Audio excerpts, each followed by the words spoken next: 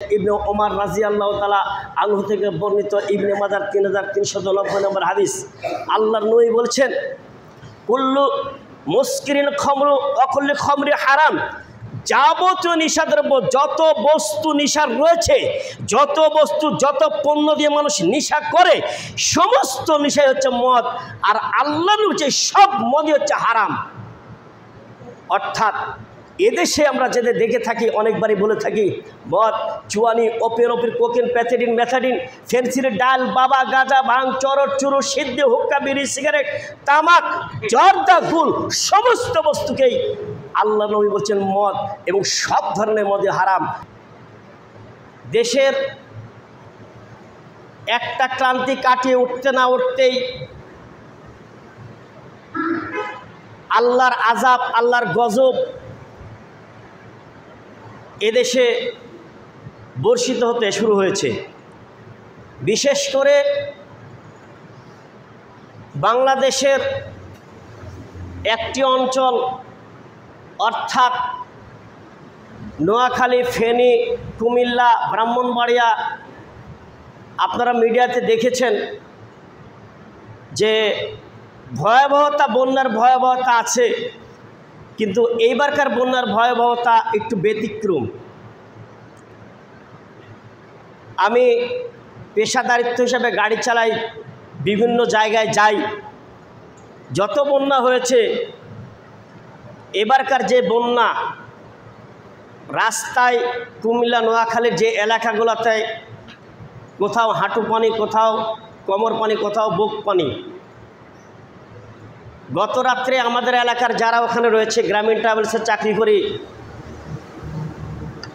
আমাদের গ্রামের আব্দুল মান্নান ড্রাইভার সেখানে আছেন। তিনি যাওয়ার সময় এই বন্যার এই অবস্থাতে, যেখানে সকালে 7টা-8টার সময় কক্সবাজার পৌঁছেন, তিনি বিকালবেলা 4টার সময় পৌঁছালেন। কোনো রেস্ট নাই, ওইভাবেই গোসল করে আবার প্রস্তুতি নিয়ে আসছেন। রাত্রে ওই দিক থেকে বিভিন্ন গাড়ি আসতেছে, বিভিন্ন দেশ অঞ্চলের জেলার গাড়ি। আমাদের যেগুলো আমরা খোঁজ নিতে পারি, সেই গাড়িগুলো, যে গাড়িগুলা দেখা যাচ্ছে 10টা, 10:30টার মধ্যে মেঘনা ব্রিজ পার হয়েছে, সেই গাড়িগুলো খোঁজ খবর নিতে গিয়ে দেখা যাচ্ছে যে ওই ফেনীর ওই পারেই মুহুরীগঞ্জের একটি জায়গায়, সেখানে তারা আটকে রয়েছে এই জলাবদ্ধতার কারণে। সকালবেলা খবর নিয়ে দেখি তারা সেখানে রয়েছে। এখন মোবাইলের নেটওয়ার্কই বন্ধ, হয়তো কারো চার্জ নাই, হয়তো কারো মোবাইল বন্ধ হয়ে গেছে, অথবা নেটওয়ার্কের সমস্যা হতে পারে। এই যে পরিবেশ পরিস্থিতি দেখা যাচ্ছে যে অঞ্চলের মানুষ তো প্লাবিত হয়েছেই, বিভিন্নভাবে মানুষ মারা যাচ্ছে, সেই মানুষকে দাফন করার পরিবেশ পাচ্ছে না। গবাদি পশু থেকে শুরু করে ধন সম্পদ বিনষ্ট হয়ে যাচ্ছে।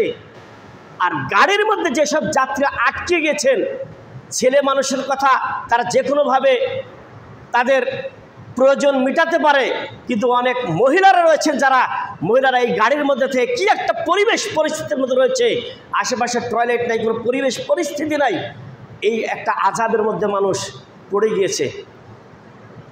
আসলে মানুষের প্রতি, দেশের প্রতি আযাব আসে কিভাবে?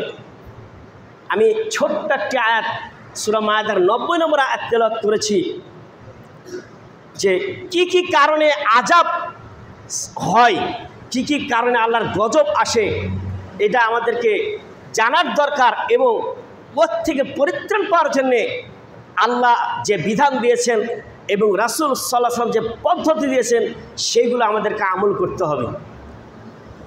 মহান আল্লাহ বলেন, ইয়া আইয়ুহাল্লাযীনা আমানু, হে ঈমানদারগণ, হে বিশ্বাসীগণ, ইন্নামাল খামরু ওয়াল মাইসিরু ওয়াল আনসাবু ওয়াল আজলাম, নিশ্চয় মদ, নিশ্চয় জুয়া এবং প্রতিমা মূর্তি এবং ভাগ্যকে নির্ণয় করার জন্য যে লটারি, আল্লাহ বলছেন রিজসুম মিন আমালিশ শয়তান, এই অপরাধমূলক কাজগুলো হচ্ছে শয়তানের অপবিত্র কাজ। এই কাজগুলো হচ্ছে শয়তানের অপবিত্র কাজ। আপনারা হয়তো অনেকে ভাবছেন পরিচিত আয়াত, এই আয়াতের পর অনেকবার অনেক জায়গায় আলোচনা করেছি, কিন্তু মানুষ পাপ করতে করতে অন্যায় করতে করতে এমন একটা পরিবেশ পরিস্থিতির মধ্যে চলে গিয়েছে যে মানুষ পাপের মধ্যে নিমজ্জিত থেকে অনেক বড় বড় পাপকেও তারা স্বাভাবিক মনে করে নিয়েছে, যার জন্য অপরাধ চলছেই।